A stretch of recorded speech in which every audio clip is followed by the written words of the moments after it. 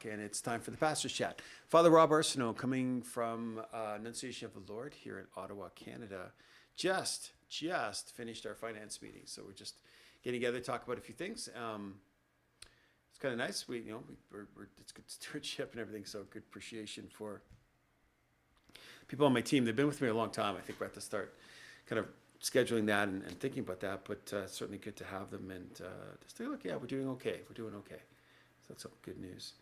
So what do we talk about tonight? So this is, again, I think last time, I might have missed a week. I just been to Montreal, and this is the Friends of the New Evangelization. So this is something we experienced. It's just a group of organizations, Catholic organizations from across Canada, who are doing base evangelization in one capacity or other. And again, if you don't know the names, or you might know the organizations: Catholic Christian Outreach, Net Ministries, Catholic Companions of the Cross, Divine Renovation. Like these are all good organizations that are doing good work. Alpha Canada, and a number more. I know you start these things. I think the sisters were there actually. The Queenship of Mary and the Servants of the Cross were both there as well. So. I think the Encounter School of Ministry, and I think something called Face to Face. It's kind of a program that works with youth. So it's kind of youth programming from Saskatchewan. But a lot of them, about a third, I think, were from this diocese, from Eastern Ontario. And that's just, it's very hopeful. There are good things happening, and just trying to do that together. So I already talked about that, so I don't want to talk too much more about that. What I'm trying to move that into is the change of seasons. We're now in Advent. This is we've been having this boating, are you ready, end of the world kind of time, like if Jesus came back, are you ready for that? And that was all coming up to the fall, into the early winter. And now that we have our first snowfall, it's kind of fitting. It's our first week of Advent. But we light a candle, we turn a corner. I preached about it today. If you were at Mass this morning, you heard me. I was just talking about this so that you can hear the sea change. It's not about are you ready? It's like won't it be wonderful?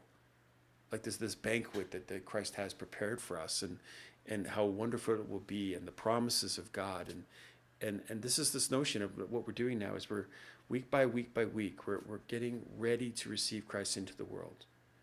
And today was the gospel story was the feeding of the 5,000, and the sense of that is the fulfillment of the prophecy. Like it takes place just after. Jesus is almost like he's ministering, he's teaching.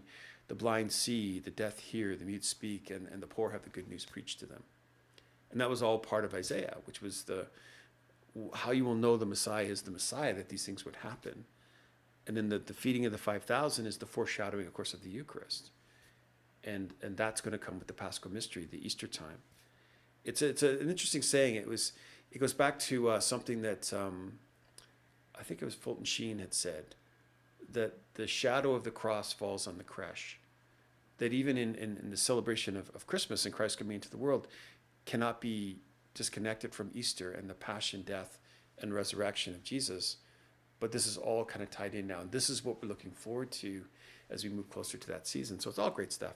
So I'm preaching this weekend. So I'm thinking, okay, now I had a wedding last week and another wedding actually this weekend. It's my last wedding for the year. And then to preach and the message, I think I was just thinking about this. It's all built around John the Baptist. Make ready the way of the Lord. Ye make ready though. It's got that old sound to it. There's a hymn that goes with that. There aren't that many Advent songs, and so that one's all prepare ye the way of the Lord. That's what I'm looking for. And the mountains laid low and the valleys raised up, and this tilling the soil, and this is where I'm going to go with this. How do we make ready? Well, it's a stewardship principle that I heard years ago. If you want fruit, and we all want fruit, like we want, more vibrant churches, we want young people coming into the faith, we want conversion experiences and healings and all these things. Wonderful stuff. Yes, of course, that's what we want. But that's the fruit. Rather than trying to make fruit, what you do is you till soil. When you till soil and you prepare the earth, then things grow.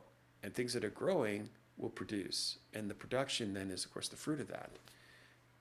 So not to aim for the fruit so much as the practical things that need to be done to make ready the way of the Lord, like to make ourselves ready, to make it ready for others, and then maybe the bigger picture. Okay, where are we going with that? Does that make sense then? So if you want more fruit, you got to till the soil. Good soil produces good, strong plants.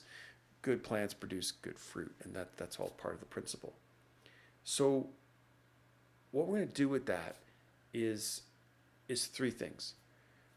The first, I think, is this app that I always get the name wrong, Hallow. Is this? I don't know if everybody understood what we were doing.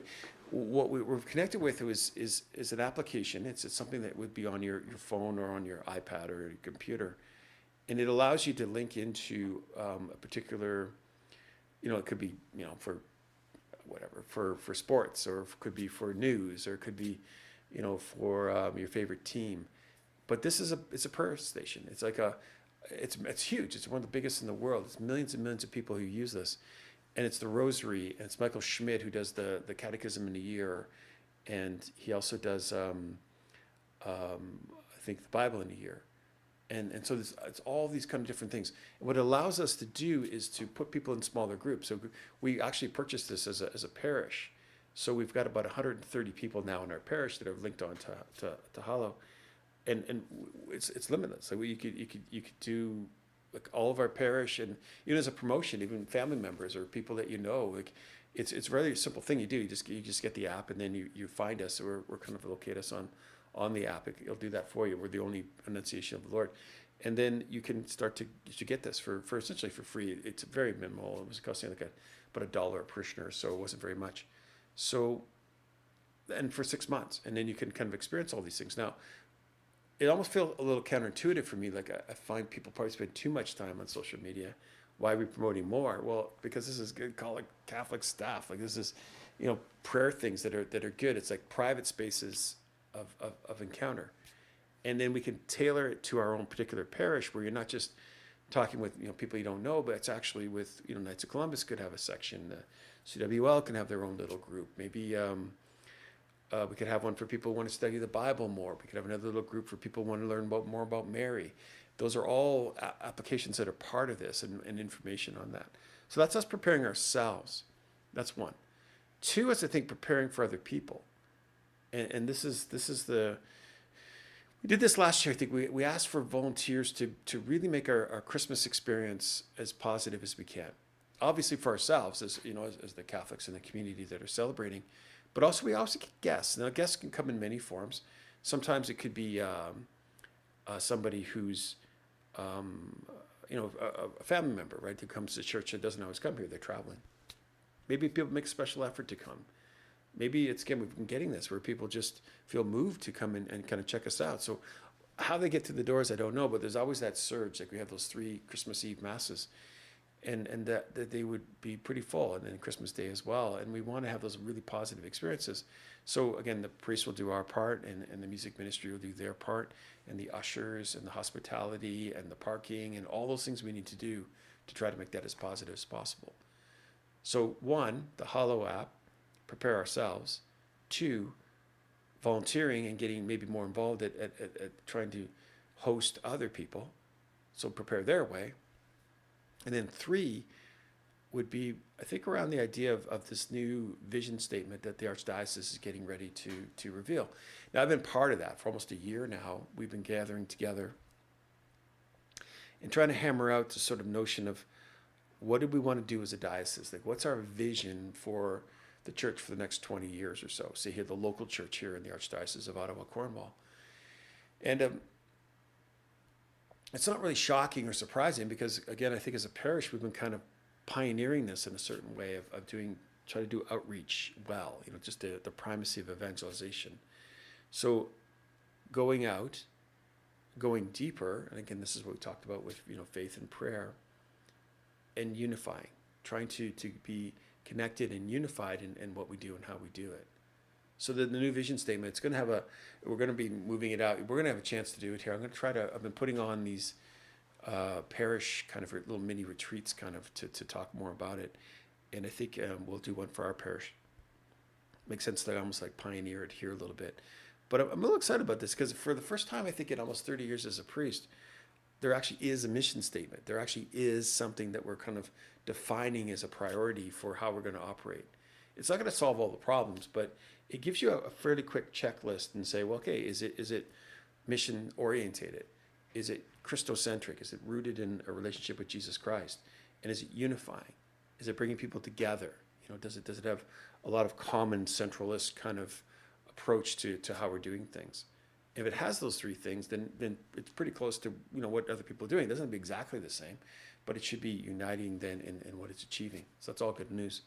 So there it is. So that's what I'm hoping for. So prepare ye the way of the Lord to till the soil by, if you haven't already signed up for the app, like we'll have people there helping you, but to try Hollow out and to use our kind of free offer here to just experience it for 6 months. If you like it, it's quite a bit more than that it's about $50 or $60, I think, if you normally get it. So it's actually a pretty good chance to at least have a look at it. Low risk kind of thing. Just think about volunteering to helping out and making the parish as friendly as we can to do as much outreach as we possibly can through this Christmas season. And then finally, this vision statement, I'm going to try to make it public. I think maybe we're not quite ready to put it out completely out there, but maybe in smaller groups I could start going to some of the organizations and presenting it in a way that's understandable and achievable. So those are all three ways that we can prepare ourselves to receive Christ and that others would do it as well. So that's my prayer for you as we get busy here. It's going to be, busy time in the parish, of course, but also busy for you and family and socializing and traveling. Those are all good things, But let's not lose sight of the main thing. Christ is coming into the world, and we're going to experience that. Amen?